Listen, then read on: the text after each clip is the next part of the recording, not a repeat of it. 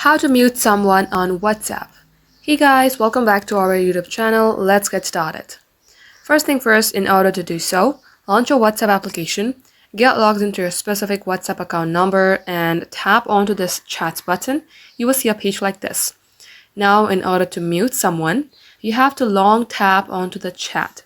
For instance, if you would like to mute the first person that you see in your chat, long tap onto it, and you can see that one chat is selected. You will see a notification icon that has cross in it.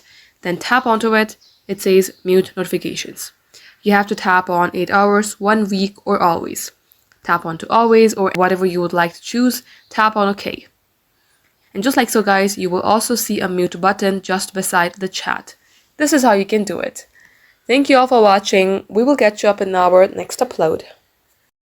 How to mute someone on WhatsApp. Hey guys, welcome back to our YouTube channel. Let's get started. First thing first, in order to do